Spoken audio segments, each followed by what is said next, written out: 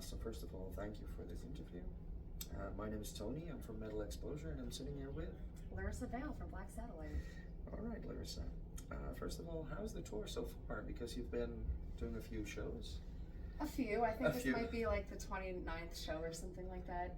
No, it's just been really awesome. I mean, it's obviously our first European tour. We've done a bunch of US ones, but I was really excited to hop over here with Cradle of Filth because we toured with them in the US as well. But yeah, since day one, this tour has just been so much fun. I really feel like I'm just living my best life out here, and I'm just kind of a little bit sad we only have 3 more shows. Okay, and because you said it's your first European tour, Yeah. how do the European crowd react to you guys? It's really interesting because it's very different in each country. Like it's not like some are more lame than others necessarily, but you just have like a whole different kind of attitude. And that wasn't something that I necessarily was expecting. So it's kind of just been like Russian roulette each night. We just get up on stage and like, okay, well, what kind of crowd are these people going to be like today? You know, what are we working with here? So. Okay. So indeed, you said you've toured with the US already with Cradle, and right now you're on tour with Cradle in Europe. Did you tour with other bands in the US as well? Yeah, so we've done like 11 US tours. Yeah, and 2 of those were with Cradle and Filth and Devil Driver last year. Okay, that's pretty cool. Those are big names in the industry as well. But I also heard like you toured with John 5.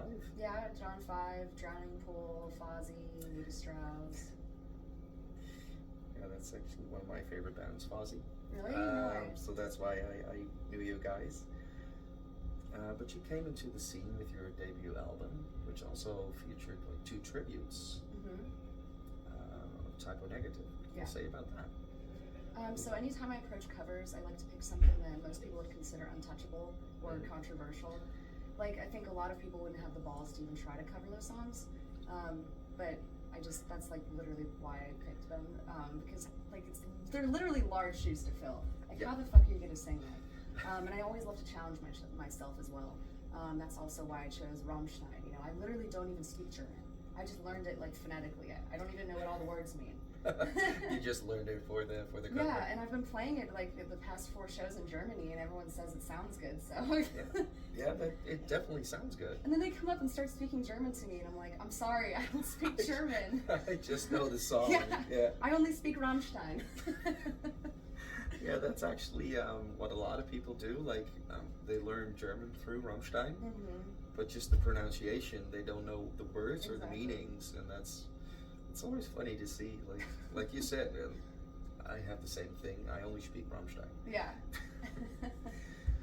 So you're kind of talking about Rammstein and Typo Negative. You all fit kind of in the industrial goth vibe. How does it feel to be like in that scene where it's usually a male-dominated? You know, I think the interesting thing is, and maybe it's a good thing, is like I don't really think about it. I just try to express myself the way I want to express myself, and you know, I'm extremely vulnerable and raw in my music, and I think the passion comes across. And I honestly haven't really had any issues with that or anything like that. I don't know if it's because we're just kind of occupying some unique pocket that might be sort of more ambiguous, but you know, people are more receptive, I find. Okay, and your debut was kind of a big banger because it was covered in like loads of news agencies and then like Billboard, I think. Yeah, Billboard premiered it. Yeah. How does that feel? Because you're kind of a new band. Right. You existed for 6-7 years now. I mean, that was just really crazy because it was just like within our first single release, you know, we started, you know, picking up press, and I think it was just only like 3 months, and then we're in Billboard. It was just kind of really like wild. I couldn't like really wrap my head around it in a way. I was like, wait, why do people care? Like, we're not even really playing shows yet, you know? Right. And it was really funny. We've only played like 2 local shows, and then we just started touring. So it's like it was the same thing but applied to like playing live too. Just like, what the hell? Now we're on tour with John 5. Okay, so that was like 2. The first show of John 5 was like our 3rd show as a band. Okay, wow. Yeah. That is actually pretty cool. Yeah. Like, now just 2 shows in, and you're kind of opening for John 5 is a name in the industry. And I did another interview recently, and he asked me how many shows have you played live, and I actually went and counted, and it was 242 in the last 3 years. That is a lot, because you've been non-stop touring. I've seen that as well. Yeah. Because you just came from the US tour, of course, with was it Devil Driver and Cradle? Yeah. And now straight up to Europe with the same thing. Yeah, and then in March we're just doing Cold Chamber, and that's another 32 shows that just got announced yesterday. Okay, cool. And is that in the US? It's in the US. Yeah. It's in the US. Unfortunately, I'm sorry. No, that's okay, because then we have to wait a little bit longer, or get more people to ask for you down here. Mm-hmm. But what is like we already spoke about the reception of every show? Was everyone really welcoming for you guys, because you're also a new band? Everyone is very welcoming, and we kind of notice it like literally from the second we start the first song, because we have this intro, we walk out, people have no idea what to expect. They just see us in our outfits and the goth makeup, and they're like, okay, this can go like one of two ways, but they're just like not sure. And then as soon as like the song kicks in, you just see their faces just like, what the fuck am I watching right now? And then they're like, wait, this is really cool. And then I'm like, yes, I knew I'd get them again. And then it's just like annihilating them, song after song after song. And then by the time we close with Rammstein, they're like dead. Yeah, the Rammstein is pretty big over here in the Netherlands as well. Cool. That means I'm gonna have a good show tonight. I definitely think you're gonna have loads of people singing along. We're trying to sing along, because you do also change the song a little bit. Are you coming back for the show? Of course. Hell of course we are. Perfect. Okay. That's why we're here. Good. And I can't wait, to see what you guys perform on stage. But like you said, you've been touring a lot. Is there also talk about like a new album? Your Absolutely. last album came out. So we were supposed to release some music back in August before the Cold Chamber tour, and then it got postponed till March. So now we shifted our plans. So people can expect a new single and a really cool music video in mid-February, right before we do our US tour. We're going to drop a couple more singles right after that, so I think it's pretty safe to say that, maybe by summertime that people can have the album in their hands. Okay, what can you tell us about the new single? The new single, it's called Downfall. It's definitely like more along the lines of the heavier stuff we've been releasing, like with Broken and Void. I think it's extremely energetic, and I really can't wait for people to finally see it. You're making me curious. But that's a good thing, I think. Good. Like, hopefully our viewers will... And the music video is cool too, so. Okay. Because of course you can't tell us anything about the music video yet. Without just saying it, I don't know if I can tease it. No, let's just keep it like it is. Let's just keep it a surprise. It's like I already said, you're really acclaimed in the press from beginning until like now, because recently you got a page for Europe. That's a big thing in Metal Hammer. Yeah. How was that? That was really cool, actually, because I did the interview, and then I didn't really realize that it was going to be in print. I just assumed that they would just like put it online or something. Mm-hmm. And then I just like got an email, and they're like, oh, here's like the PDF version, the issue's been publicized already. And I'm like, what do you mean? And so I was in the UK, and I go to like WH Smith, and I'm literally looking for the magazine. They never have it. And I went to like every day I'd go to a fucking newsstand. They didn't have it. And then one day at like a service travel station, they had one copy, and it was all like messed up and like folded and stuff. And that's the only copy I was able to find the whole time. So now in my suitcase, I've been doing this whole tour with this shitty folded up version of like my first Metal Hammer feature. No, but it was really cool. It was just such a surprise to me, and I think that was even better that I didn't know like I was in the magazine. Right, that is pretty cool. Yeah. It just really sucks that you have like this folded up version in your suitcase. But we already spoke a little bit about this. The tour life has been kind of crazy right now. It's definitely been crazy, but I think I'm crazier. I'm just like a whole different level of resilient. So I feel like, the not eating, the not sleeping, the sleeping on the floor, no blanket. It was really cold last night, by the way.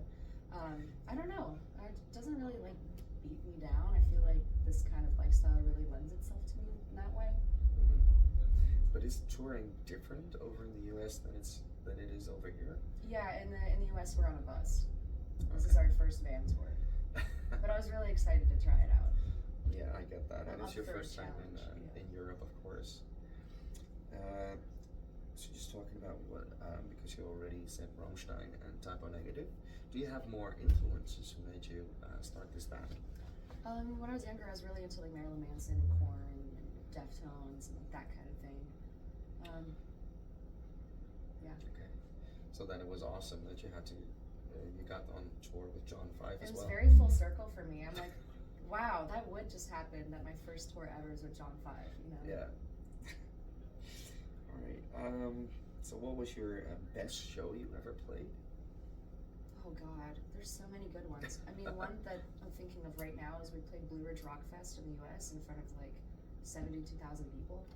And that was our first time doing like a major festival. And I just remember going up on the stage and just like looking out, and I couldn't see where the sea of people ended. And it was like at nighttime, you know, we played like right before Five Finger Death Punch, like on the stage right next to it. So it was just packed. And it was like, I don't know, like 9:45 in the evening. And I just started to like have some weird out of body experience. I was just like so distracted trying to like figure out how huge this crowd is. And then I was like, oh shit, second verse. And I like almost messed up. And I'm like, okay, that's it. Just look at the first row. Like, we're done. Just don't look at all the people. Yeah, just exactly. First row, and then you definitely know that. And then yeah, we also played Rammstein at the festival too. Because I was like, you know, this lineup's been really cool, but it's missing just one thing, Rammstein. And then I literally see people running across the field.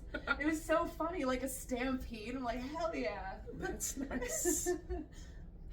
What is your favorite song, actually? Because most bands, they have an album. They say they like all the songs on the album. But what's your actual favorite? Of my songs? Yeah. Oh God, I'm really bad at these kinds of questions. I don't really have a favorite. Sometimes I'll have a favorite when I'm writing a record, and then I'll just get sick of it, and then I put it out. I'm like, okay, I'm sick of this. But right now, actually, it's a new song. I don't know if I should say the name of it, but it's going to be the song released after Downfall, and I think that might be the most favorite thing I've ever written. Really fucking pumped about it. And also cool video, because I like to... it is very cryptic. I like to conquer my fears in our music videos. Like the one video for Endless, I bury myself alive. I actually had to do that. I saw that. So Was that real? Yeah, it was real actually. But yeah, in the new video, I conquer yet another one of my fears. So that's the good little teaser. Okay. Yeah. That makes it really intense to make those kind of music videos, doesn't it? I mean, how are you gonna fake it though? You know what I mean? And it just looks so cool. We had to dig like a 4-foot grave. It's put me in it, and we like covered me with mulch because it weighs less than the dirt. Because the concern was like, what if I can't crawl out? So, and I was like hyperventilating, and the whole pile of dirt's going like this, and I'm like shaking because like literally they cover me in dirt. I can't hear anything except my own heartbeat racing, and like the blood circulating through my body.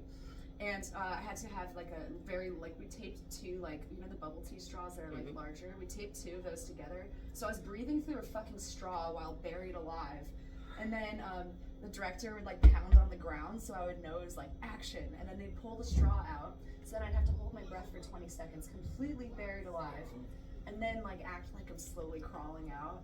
We had to do that probably like 6 times. Oh, Jesus.